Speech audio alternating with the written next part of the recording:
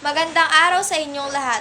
Ako nga pala si Relin Sirumbawa, ang inatasang mag-ulat sa 6 na punang Noli Me Tangere na pinamagatan ang kasal ni Maria Clara. Bago ang lahat, tatalakayin muna natin kung ano ang nasa larawan. Makikita natin sa larawan ng isang kasalan. Ngayon, tumungo naman tayo sa pamprosesong tanong. Una, bakit nga ba nagpapakasal ang dalawang tao? Pangalawa, sa inyong palagay lahat ba ng nagpapakasal ay malaging masaya? Pangatlo, lahat ba ng kasal ay hindi na pwedeng magkahiwalay pa? Bakit? Mahusay, natapos nyo ang aktibidad. Ngayon, tumungo naman tayo sa talasalitaan. Hahanapin nyo lang ang kahulugan ng hanay A sa hanay B. Magaling! Natapos nyong sagutan ang talasalitaan. Ngayon, tutungo na tayo sa buod o ang mga mahalagang pangyayari sa kabanata.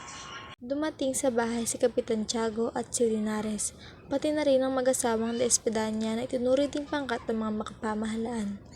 Ang usapan ay sinarili lamang ni Doña Victorina. Sinabi ni Doña Victorina na kung babarilin si Crisostomo Ibarra, iyon ang nararapat sa kanya dahil siya ay isang pilibustero. Bagamat namumutla naman si Maria Clara, pero hinarap niya pa rin ang mga bisita. Habang nag-uusap sila, humantong ang usapan tungkol sa pagpapakasal ni Maria Clara at Linares. Sinabi nito ni Tia Isabel tungkol sa nararamdaman ni Maria Clara tungkol sa nalalapit itong pakikipag-isang dibdib. Sa ngayon, sigurado na ang kanyang ama na ipakasal ang kanyang anak na si Maria Clara. Si Linares ang tagapagpayo ng general kaya't inaakala ni Kapitan Tiago na siya ay kiingitan ng mga tao. Kinabukasan sa bulwagan ni Kapitan Tiago ay maraming mga bisitang si Baila. Naging usapan naman si Maria Clara sa lahat ng tao. Sinabi ng isang babae na maganda nga ito pero ito raw ay tanga. Dahil kayamanan lang naman daw ang habol ni Linares sa kanya, kaya ito magpapakasal. Nalaman na lilipat daw si Padre Salvi sa Maynila. Ang sabi ni Teniente Guevara na hindi daw mabibitay o mapapatay si Ibarra. Sa halip ito ay ipapatapon na lamang. Pumunta sa azotea si Maria Clara at may nakita siyang bangkang papunta sa bahay ni Kapitan Tiago.